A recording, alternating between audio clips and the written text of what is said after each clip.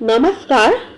मराठी कथा संमेलन सादर करीत आहे वंदना जोशी लिखित अत्यंत हृदयस्पर्शी डोळ्यात पाणी आणणारा लेख. आई. राहुल, गृहपाठ झाला का? चल आटप लवकर, शाळेला उशीर होतोय. हो आई, झाला गृहपाठ. माझी आई ह्या विषयावर बाईंनी निबंध लिहून आणायला सांगितला होता. माझी आई मला लवकर उठवते, गृहपाठ करून घेते, अभ्यास शिकवते, मला गोष्ट सांगते, बरं नसेल तर दवाखान्यात नेते. पुरे चल बॅग भर लवकर, नाश्ता ठेवलाय, डब्बा भरून घे. राहुलची धावपळ उडाली.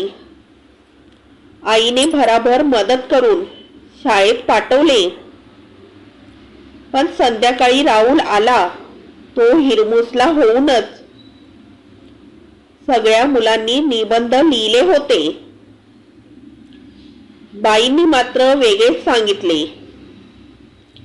त्या म्हणाल्या, मुलांनो, आई तुमच्यासाठी खूप काही करते, म्हणून ती तुम्हाला आवडते.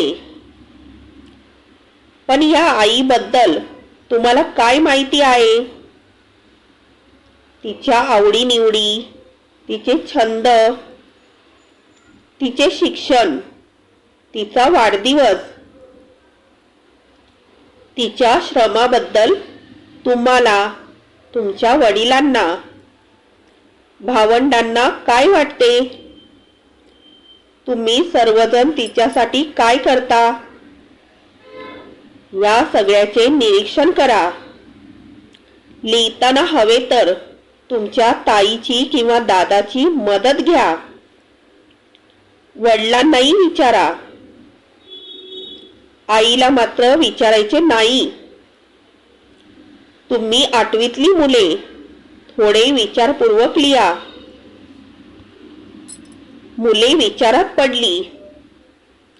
म्हटले तर सोपा, म्हटले तर कठीण असा हा निबंध होता. राहुलच्या निरीक्षणाला सुरुवात झाली. आईच्या आवडीनिवडी.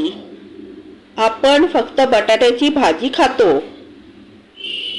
आई तर सगळ्याच भाज्या व चटण्या खाते, सर्वांना ताजे वाढते, आणि कधी कमी पडले तर थोडेसेच खाऊन उठते. जास्त उरलेले फुकट जाऊ नये म्हणून नको असतानाही खाते. शिळे स्वतःच्या पानात घेते.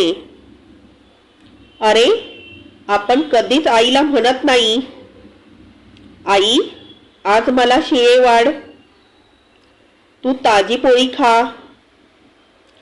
आपणच कशाला, बाबा, ताई, दादा एवढे मोठे पण ते देखील म्हणत नाहीत.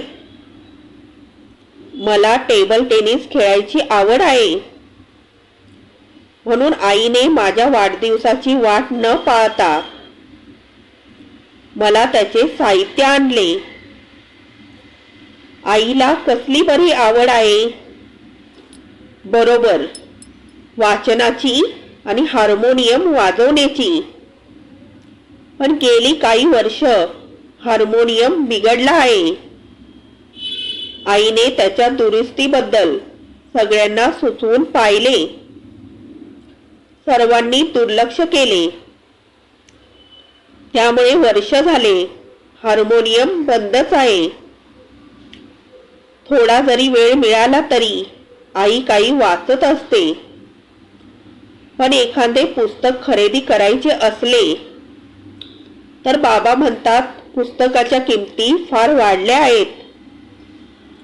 त्या पैशात ताईच्या अभ्यासाचे एखादे पुस्तक येईल. मग आई हे पटवून घेते. रंग. आईला कुठला बरे रंग आवडतो?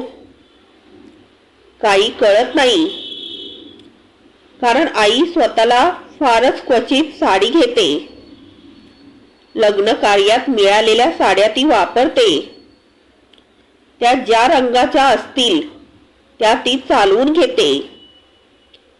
पण बेडशीटची खरेदी करताना मात्र आईने आकाशी रंग निवडला होता. आईचा वाढदिवस कधी बरे असतो?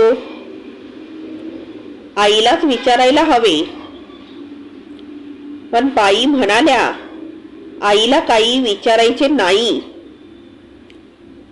ताईलाच विचारावे. ए ताई, आईचा वाढदिवस केव्हा असतो ग? अरे 12 सप्टेंबर. काय करतो बरं आपण त्या वाढदिवसाला? छे, तो साजरा केल्याचे आठवतच नाही. ताईचा, माझा व बाबांचा वाढदिवस मात्र आई आमच्या आवडीचे पदार्थ करून करते. ताईसाठी दुधी हलवा, माझ्या वाढदिवसाला गुलाबजाम, बाबांच्या वाढदिवसाला पुरणपोळी. आईला कोणता गोड पदार्थ आवडतो काही माहीत नाही. बाबा आईला कोणता गोड पदार्थ आवडतो? अहो बाबा, जरा इकडे लक्ष द्या ना. अरे, असे काय हवंय तुला? कटकट करू नकोस, मी वाचतोय, दिसत नाही? आईला काय आवडतं ते तिला विचार, मला काय माहित? ताईला विचारलं तर तिला पण माहित नव्हतं. गेल्या आठवड्यात ताई तिच्या मैत्रिणी बरोबर सहलीला जाणार होती. आई लवकर उठली. तिने दुधी हलवा बनवला, तिखट मिठाच्या पुऱ्या करून दिल्या. बाबांनी बरोबर दिलेल्या पैशाखेरीज तिच्या जवळची 50ची नोट दिली. माझ्या सहलीच्या वेळी आणि बाबांच्या सहलीच्या वेळेसही आई असेच काही ना काहीतरी करते. ती कधी गेली होती बरे सहलीला? बरोबर गेल्या महिन्यात तिच्या महिला मंडळाची सहल होती. पण बाबांनी त्यांच्या मित्रांना जेवायला बोलवले होते, म्हणून आईला सहलीला जाणे रद्द करावे लागले. आईचे शिक्षण कॉलेजच्या 2ऱ्या वर्षापर्यंत असे आठवते, कारण एकदा आई म्हणाली होती, मला शिकून डॉक्टर व्हायचं होतं. पण 2 मामांच्या शिक्षणाकरता आईला शिक्षण सोडावं लागलं आणि तिचे लग्न करून दिले. लग्नानंतर मुलांचे जन्म आणि संसार. आईला पुढे शिकता आले नाही. आई तिच्या मैत्रिणीला असं काहीतरी सांगत होती, असं अंदुकसं आठवतंय. वर्तमानपत्र वाचायला आईला फार आवडतात. दुपारी सगळी कामे झाली की आई पेपर वाचते. पण ताई कॉलेजला जायला लागल्यापासून आणि मी 5वीत गेल्यावर आमचं इंग्लिश सुधारावं म्हणून बाबांनी मराठी पेपर बंद करून टाकला आणि इंग्लिश पेपर सुरू केला. तेव्हापासून आईचं पेपर वाचनच थोडं कमी झालं आहे. पेपर चाळून ती ठेवून देते. फावल्या वेळात टीव्ही बघावासा वाटतो तिला. पण बाबा घरात आले की इंग्लिश न्यूज किंवा इंग्लिश चर्चेचे कार्यक्रम लावतात. ताई तिच्या आवडीचे केबलचे पिक्चर लावते आणि मला कार्टून्स हवी असतात. ह्या सगळ्या भानगडीत आईला फारच कमी वेळ टीव्ही बघायला मिळतो. आईच्या मैत्रिणी तशी एखादीच तिची खास मैत्रीण आहे. म्हणजे सगळ्याच करता करता मैत्रिणी करता तिला वेळच मिळत नाही. ताई मैत्रिणीबरोबर सिनेमाला किंवा पिकनिकला जाते. मी तर दररोजच मित्रांबरोबर संध्याकाळी खेळायला जातो. बाबांचे मित्र शनिवार रविवार पत्त्यांचे डाव टाकतात. आई सर्वांसाठी चहा पाणी करते. पण आईची ती मैत्रीण आली की सर्वजण तिची टिंगल करतात. ती उषा बोलते कशी? ती भटक भवानी आहे. कुणाकडे कधी जावे अशा मॅनर्स तिला नाहीत, अशी टीका बाबा आणि ताई करतात. त्यामुळे आई पण तिच्याशी मोकळेपणाने बोलत नाही. आईला संध्याकाळी फिरायला जायला आवडतं, पण शेजारच्या काकूंना नाही आवडत, असं आई एकदा म्हणाली होती. बाबांना एकतर ऑफिसमधून यायला उशीर तरी होतो किंवा लवकर आले तर कंटाळा येतो. ताई तिच्या मैत्रिणीच्या घोळक्यात, मग आई एकटीच भाजी घेऊन फिरून येते. पण तिला घरी परतायची घाई असते, कारण तिला उशीर झाला तर आम्ही भूक करून तिला हैराण करणार. कधी कधी ती उगीचच का चिडते, वैतागते ते आता मला थोडे थोडे समजतंय. एके दिवशी मी खेळायला गेलो होतो. 3 सांजा झाल्या होत्या. मला तहान लागली म्हणून मी घरी आलो तर आई दूरवर खिडकीतून बघत रडत होती. मी आईला विचारले, आई काय झाले? काही नाही. कुठं काय? चटकन डोळे पुसत आई म्हणाली,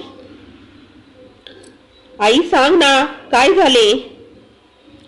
मी परत म्हणालो तर ती म्हणाली, अरे काय सांगू, लहान आहेस तू आणि मोठा झालास तरी काय फरक पडणार आहे म्हणा.